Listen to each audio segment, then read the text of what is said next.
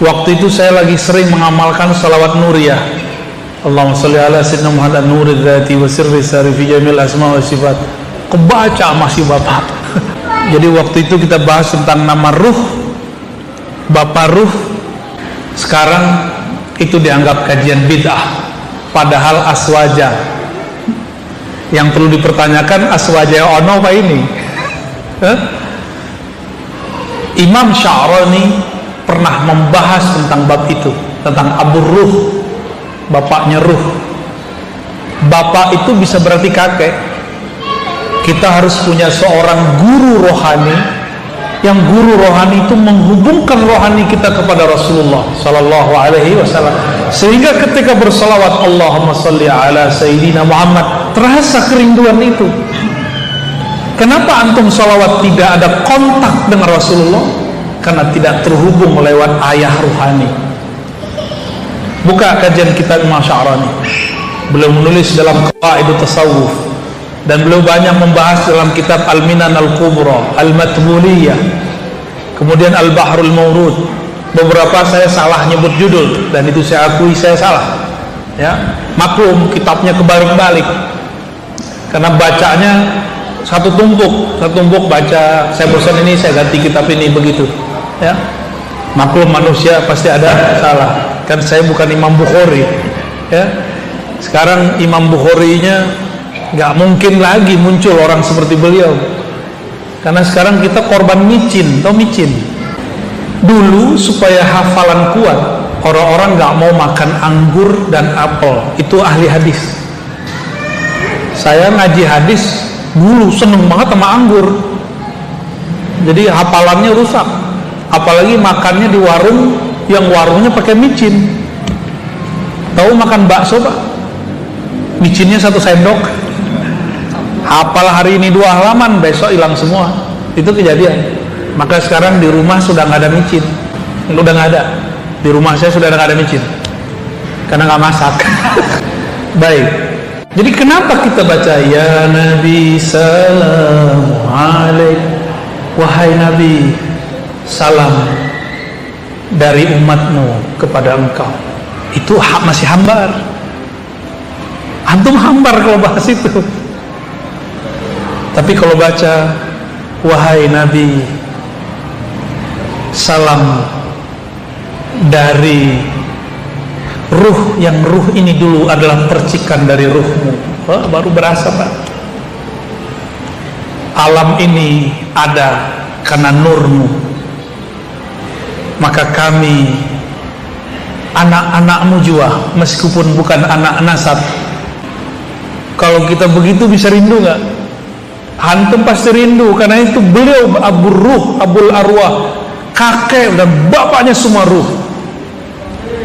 Wa tawassa'a imamuna Ahmad Al-Kattani ala hadzal bab, ya. Imam Kattani dalam kitabnya Khabi'atul Qaun itu membahas itu sangat panjang sekali,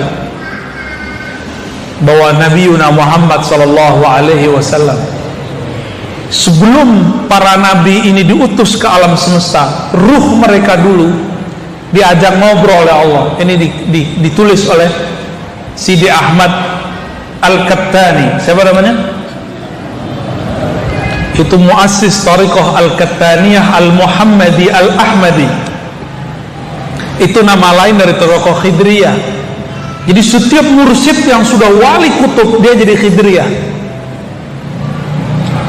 Saya dituduh sama kawan saya, tidak ada Tariqah Khidriyah Mu'tabarah. Ya salam, ente baca kitab Jami'ul Usul Aulia, di situ tertulis Tariqah namanya Al-Khidriyah. Al-Khidriyah. Saya mau diadu-adu sama Jatman. Ya salam, saya hormat takzim kepada mursyid-mursyid yang ada.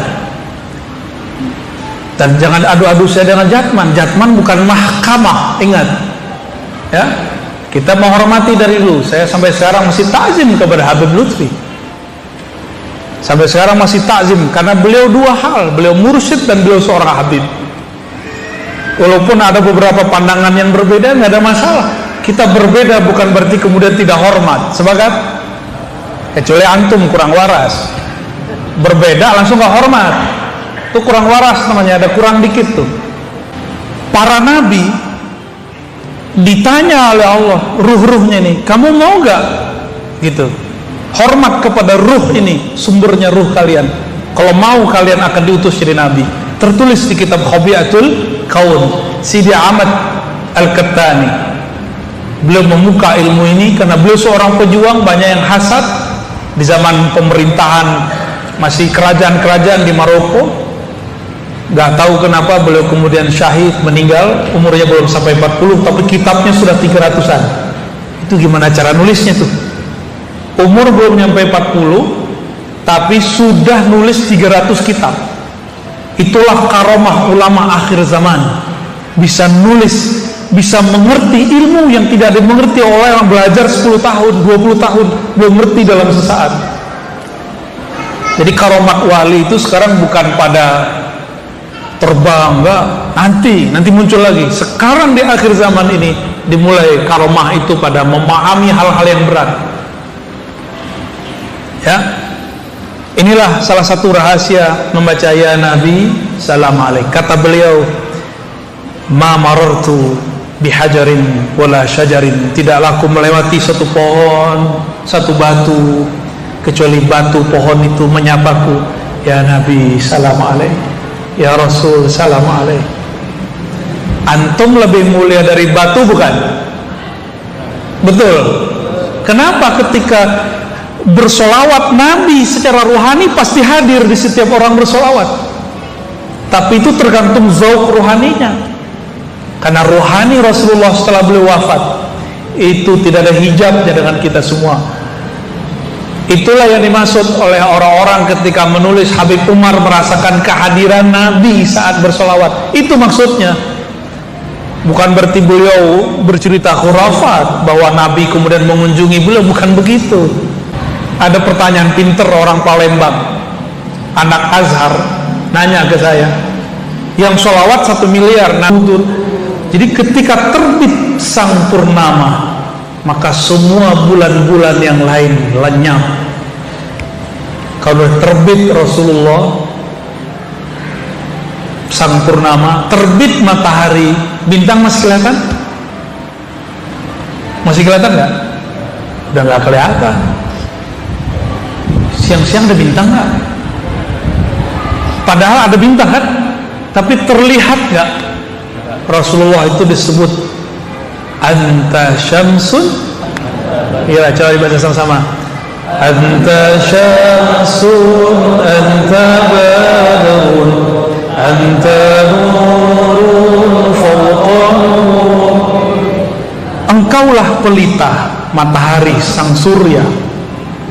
Anta badrun, jika siang engkaulah surya, jika malam engkaulah purnama. Anta nur fawqa nur, cahayamu melebihi semua cahaya. Kalau Rasulullah sudah lewat, kita hilang. Kalau wali kutub sudah masuk, wali yang lain pun akan hilang. Mursyid-mursyid itu nggak semua siap ketemu wali kutub, karena nggak tahan. Ini sebagian mursyid ya, sebagai mursyid yang terhijab. Ketika ada wali kutub masuk, ketika ada wali kutub datang, dia takut nggak disapa orang, karena emang nggak akan disapa lagi. Orang akan terpana melihat wali kutub. Coba lihat kalau Habib Umar datang, Habib yang lain tenggelam nggak?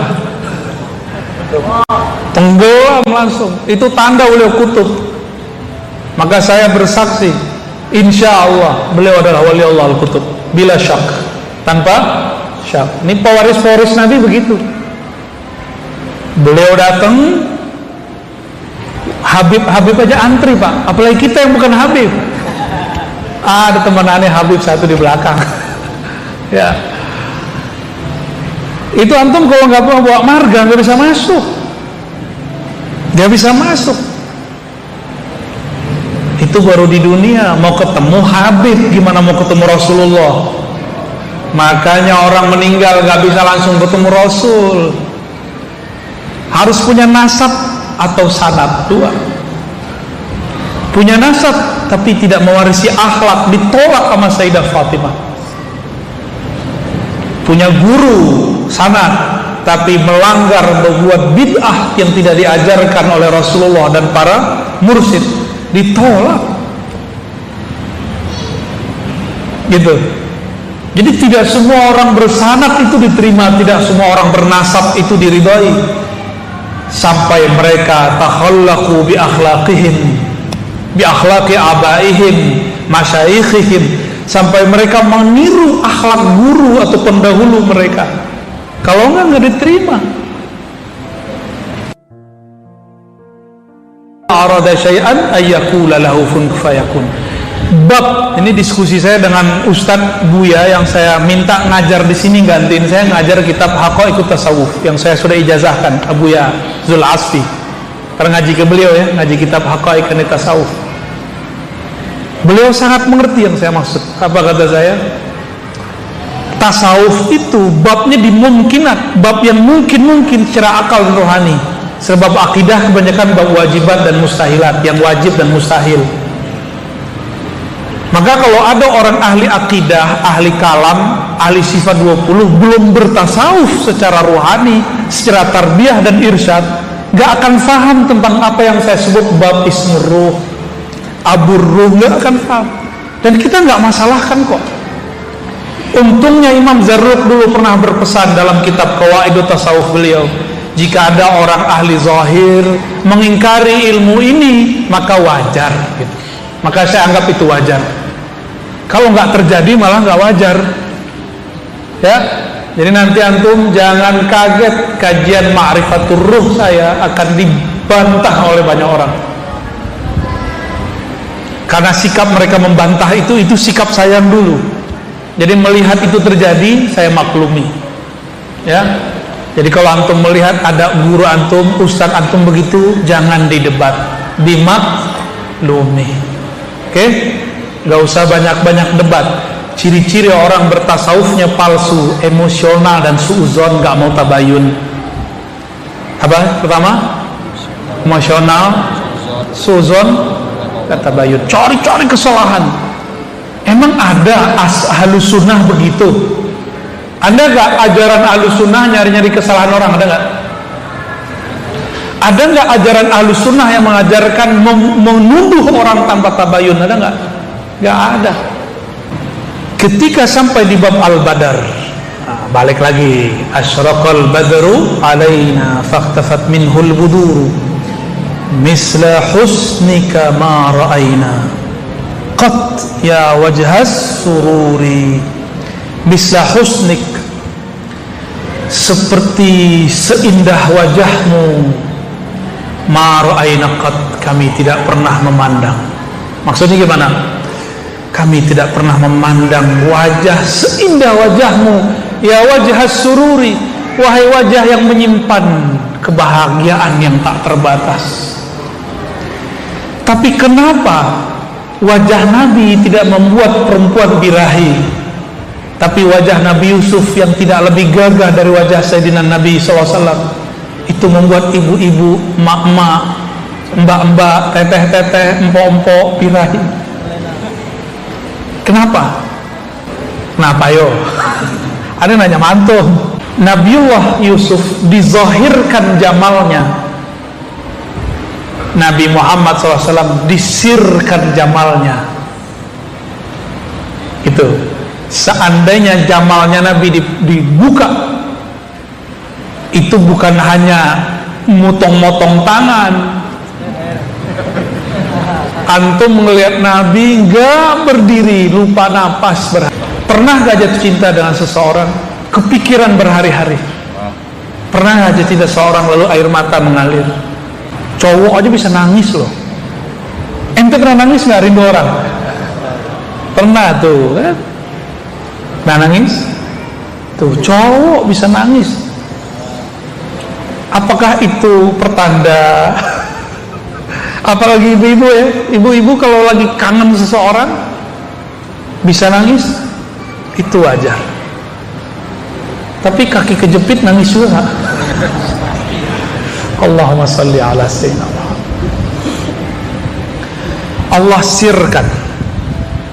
Allah sirkan jamalnya. Tapi jika dibukakan oleh Allah, maka muncullah syair, ya jamalu ya jamalu.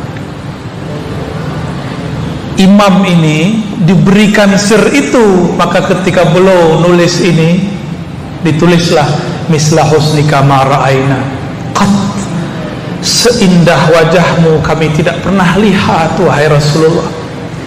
Ya wajah sururi, wahai yang pemilik wajah yang sangat surur, membahagiakan. Jadi memandang wajah Nabi dari jauh membuat kita sedang, dari dekat menambah cinta. Makanya sahabat-sahabat Rasulullah ini ketika ditemui oleh para tabi'in yang wali, bertemu Sayyidina Anas, apa kata mereka? Mana wajah Rasulullah? Mana wajah yang dulu wajahmu memandang Rasulullah? Izinkan kami memegang pipinya. Mana dulu mata yang matamu memandang Rasulullah? Izinkan kami mengecup matamu. Ada sahabat diludahi Rasulullah, kata sahabat, kata tabi'in ini, mana dulu lidah yang dulu diludahi oleh lidah Rasulullah? Ada 5 sahabat yang makan minum darah Nabi, salah satunya Sayyidina Ali. Ada 5. Itu sahabat rata-rata semuanya meninggal dalam keadaan husnul khotimah, dan ada yang dipanjangkan umurnya, ada yang diberikan keberkahan luar biasa pada badannya, karena unsur yang ada di badan Nabi berbeda dengan badan kita semua. Jika Nabi Isa didatangkan kepada ibundanya Sayyidah Maryam buah-buah dari surga, ketika Sayyidina Zakaria berkata, wahai Maryam, anna laki haza, dari manakah engkau mendapatkan buah-buah ini? Kata beliau, min indillah, ini dari sisi Allah. Saya mau tanya, lebih mulia Sayyidina Isa atau Sayyidina Muhammad sallallahu alaihi wasallam? Sayyidina Muhammad. Benarlah tertulis di kitab ini, Sayyidatuna Aminah setiap malamnya bertemu ruhaniyah para malaikat dan para nabi, berikut semua buah-buahnya pastinya. Maka Nabi Yuna Muhammad, unsur-unsur dalam tubuhnya bukan saja dari buah-buahan bumi, bukan dari daging-daging bumi, tapi langsung dari buah-buahan surga sallallahu alaihi wasallam. Maka beliau, apapun dari tubuhnya tidak ada yang kotor. Ini fikih khusus Ahlul Bait, memahami khasais an-nabawi. Ditulis oleh Maulana al-Imam al-Hafiz as-Suyuti, Imam Ahlus Sunnah. Apa kata beliau? Inilah al-khasais al-kubra, keistimewaan Rasulullah sallallahu alaihi wasallam. Maka siapapun zuriat Rasul, di tubuhnya ada nur itu, maka kita wajib menghormati mereka, meskipun mereka beda faham politik dengan kita, meskipun mereka bahkan beda faham akidah dengan kita. Gitu, hormat bedakan dengan ikut. Itu juga sebabnya para ulama kita agak sanksi dikit santri-santri nikah sama syarifah. Sanggup nggak menerapkan adabnya ketika antum nikah sama syarifah? Kecuali adab itu sudah lebur. Makanya kalau ada orang nikah dengan syarifah, rame itu, rame para habaib, rame. Meskipun secara fikih umum boleh, tapi fikih khas ini jadi berbeda. Tapi sayang, para syarifah akhir banyak yang telat menikah. Nunggu habib nikahnya sama perempuan biasa. Gak tahu kenapa, mahari kegedean kali ya. Allahumma salli ala Muhammad. Tapi ingat, nasab Nabi itu 2, ada nasab jasadi, ada nasab ruhi. Nasab jasadi kita sudah tahu, kitabnya banyak. Saya punya beberapa kitab nasab, mulai daripada Al-Haddad, Al-Mutahhar, As-Sagaf, banyak sekali itu, sampai kepada fam yang kurang terkenal, Bazar'a, Mahjub. Di Betawi ada Pak, saya ketemu Bazar'a, ketemu Al-Mahjub, ketemu yang kecil-kecil itu ada. Unik sekali ini negeri. Fam-fam Ahlul Bait yang sudah nggak ada di Hadramaut ada di sini. Ini pertanda apa ini? Pertanda apa itu? Kira-kira apa? Ini ada satu sir. Selama masih ada nama Allah di muka bumi dan masih ada zuriat Nabi di muka bumi, tidak terjadi kiamat. Nih rahasianya. hatta wa in kana syi'atan, meskipun dia seorang Syiah Rafidhah, apalagi jika dia ahlus sunnah. Karena di darahnya masih ada darah Rasul. Itu darah kan zikir terus, salawat terus.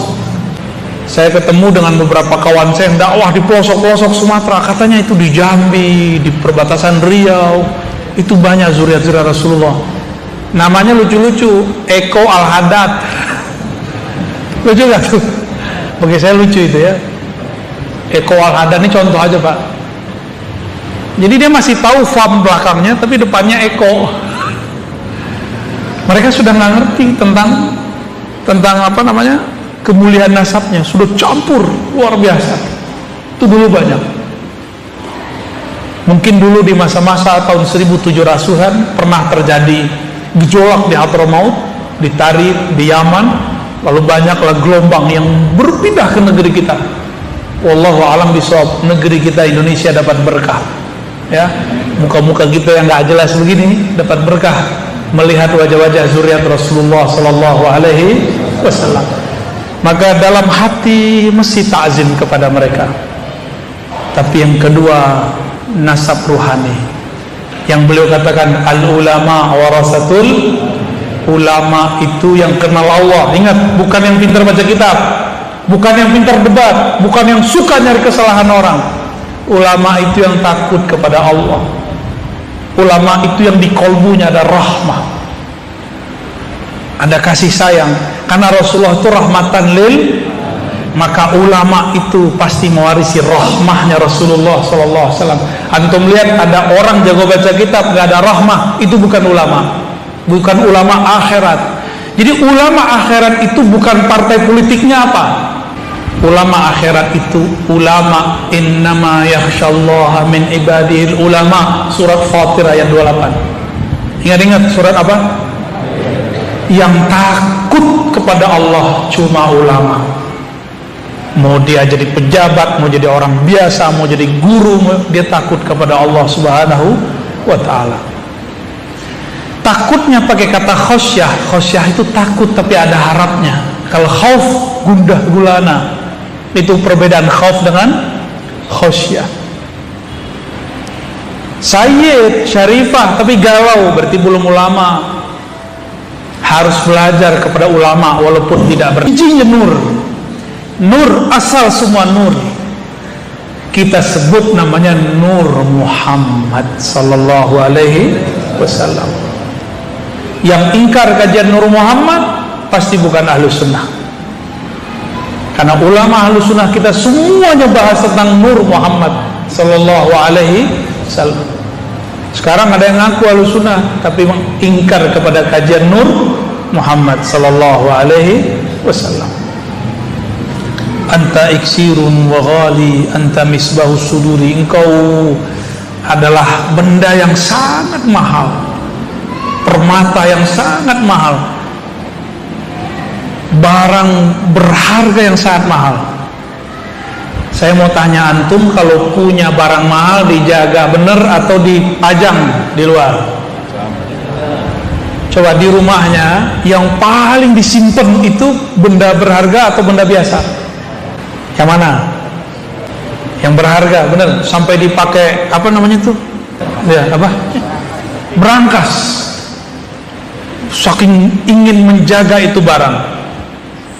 Berangkas itu besi ya, baja, sulit ditembus.